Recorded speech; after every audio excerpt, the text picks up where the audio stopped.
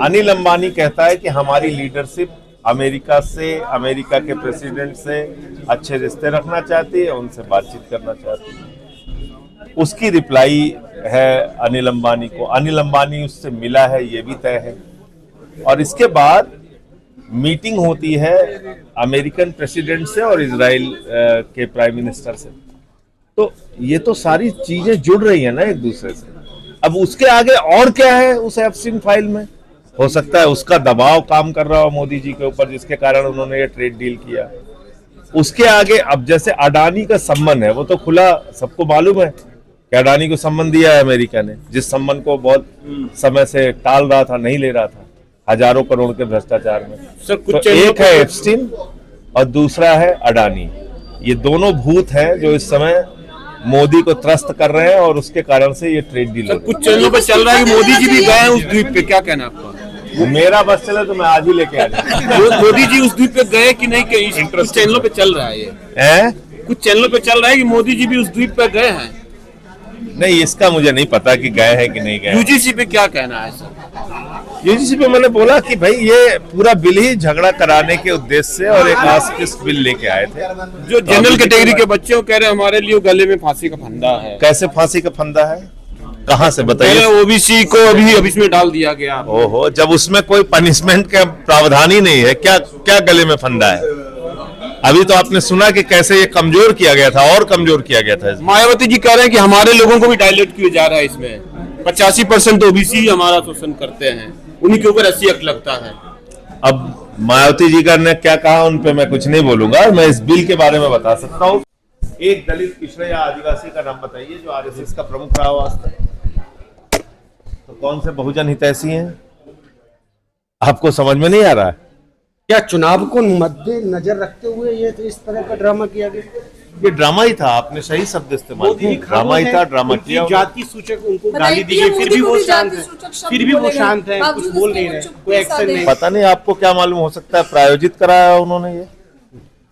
इनके बहुत सारे ड्रामे प्रायोजित भी होते हैं।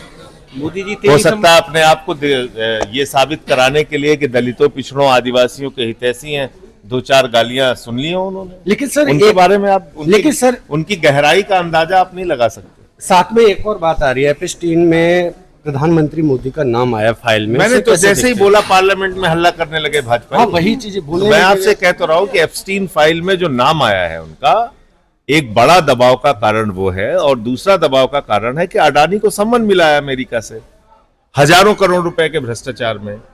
तो ये दो दबाव के कारण उन्होंने जो ट्रेड डील की है, ये हिंदुस्तान के किसानों के डेथ वारंट पे साइन किया है उन्होंने। तो इसलिए ये कोई छोटा मामला नहीं है। ट्रेड डील में उन्होंने 18% टैक्स अमेरिका लगाएगा भारत के सामानों पे, और अमेरिका के सामानों पे भारत 0 टैक्स लेगा। तो अब अंदाजा लगा लीजिए किसको फायदा हुआ इस ट्रेड डील से। ये तो सिंपल गणित है ना भाई। पहले 3% टैक्स लगता था भारत के सामानों पर अमेरिका में, उसको बढ़ा के उसने 50 किया ट्रंप ने। फिर आपने कहा हमने बड़ी कमाल की डील कर ली, अब 3 से 18 हो गया। उसके सामान पे हम 29% टैक्स लेते थे और हमने घटा के 0 कर दिया। वो कह रहा है रूस से तेल आप नहीं लेंगे, 40% कच्चा तेल आप रूस से खरीदते हैं। करीब करीब 80,000 करोड़ रुपए का घाटा होगा अगर आप रूस से तेल खरीदना बंद करेंगे, यानी कि इस देश की जनता पे उसका भार पड़ेगा। ये तो साफ 5वीं का बच्चा भी समझ सकता है मोदी जी ने क्या किया है।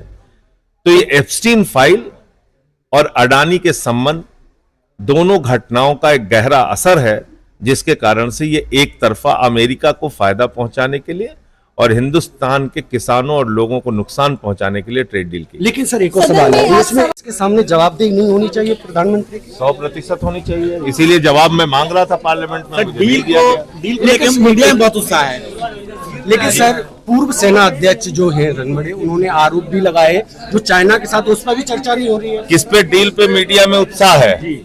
अभी तक क्या कह रहे थे, अरे तो बुद्धू है ट्रम्प। जब अभी ये ट्रम्प गालियां दे रहा था मोदी जी को, सीज फायर वाली बातें कर रहा था, तो हम मुझसे कहते थे टीवी चैनल वाले, गोदी मीडिया वाले, कि आपको ट्रम्प की बात पर भरोसा है? वो एक नॉन सीरियस आदमी, वो जो दिन भर कुछ भी बोलता रहता है, वो झूठा आदमी।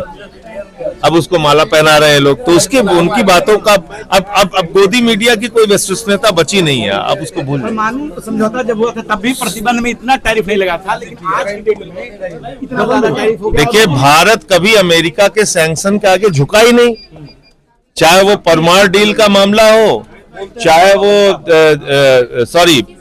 परमाणु विस्फोट का मामला हो अटल जी के टाइम में, या उसके बाद भी जब भी कभी हुआ, भारत कभी अमेरिका के आगे नहीं झुका। क्या अब भारत की नीतियां अमेरिका तय कर रहा है? खुलेआम तय कर रहा है, खोल रहा है, वो खुल के बोल रहा है रूस से तेल नहीं खरीदो।